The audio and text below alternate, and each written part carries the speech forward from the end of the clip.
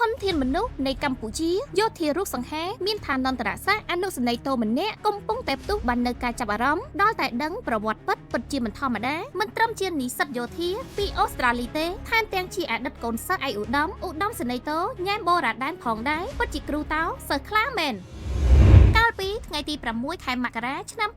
2025រូបភាពវីដេអូមួយដែលបង្ហោះដោយទំព័រ Facebook ឈ្មោះចម្រើនបានកំពុងផ្ទុះបាននៅការចាប់អារម្មណ៍ពីសាធារណជនអាស្រ័យដោយវត្តមានរបស់លោកអនុសេនីយ៍តូរូបសង្ហាម្នាក់ដែលបានដើរតួនាទីជាអ្នកបកប្រែភាសាសម្រាប់ក្រុមអ្នកសង្កេតការណ៍អាស៊ាន AOT ជាមួយនឹងភាពម៉ឺងម៉ាត់ក្នុងការបំពេញការងាររួមផ្សំនឹងមានរូបរាងសង្ហាស្ថិតនៅក្នុងឈុតឯកសណ្ឋានជាយោធាផងនោះធ្វើឲ្យលោកសាក់ពីរូបនេះទទួលបាននៅការចាប់អារម្មណ៍ជាច្រើនជាពិសេសរហូតដល់មានការចែករំលែកយ៉ាងផុសផុលក្រោយមានការផ្ទុះនៅការចែករំលែកជាច្រើននិងមាននារីជាច្រើនចង់ស្គាល់ពីសៅបដានិងប្រវត្តិរបស់លោកកាន់តែច្រើននោះក្រុមការងារយើងបានធ្វើការស្រាវជ្រាវប្រវត្តិរបស់លោកធ្វើឲ្យរកឃើញថាលោកមានឈ្មោះ Facebook ឆាយីវងនិងមានឈ្មោះពិតសុវណ្ណារាវិសាលលោកបានសិក្សានៅមហាវិទ្យាល័យភូមិន្ទយោធាអូស្ត្រាលីដានត្រូន Royal Military College ដានត្រូនរាជធានីកុងតេរ៉ាកាលពីថ្ងៃទី12ខែធ្នូឆ្នាំ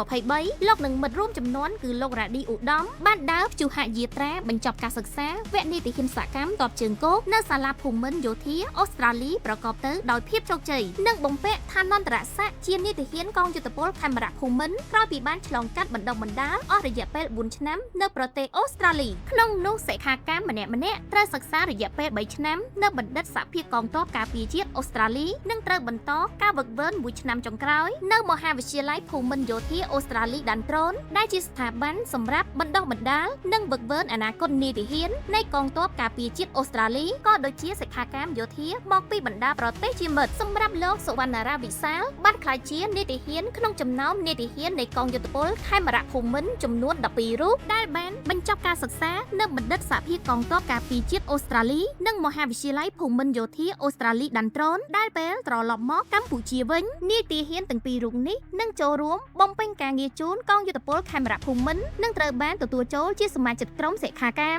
កងយុទ្ធពលខេមរៈភូមិន្ទដែលបានបញ្ចប់ការសិក្សានៅបណ្ឌិតសហភាពយោធាអូស្ត្រាលីឬហៅកាត់ថា RARA កាលពីព្រឹកថ្ងៃទី26ខែធ្នូឆ្នាំ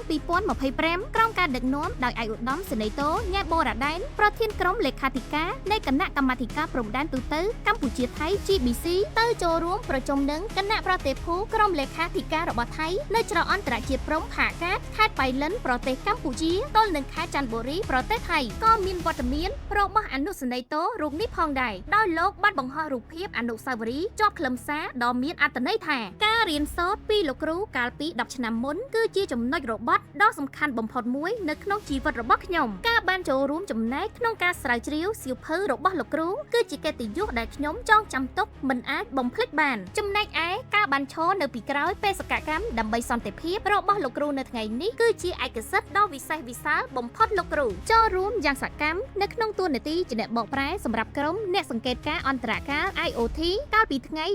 14-15 ខែសីហាឆ្នាំ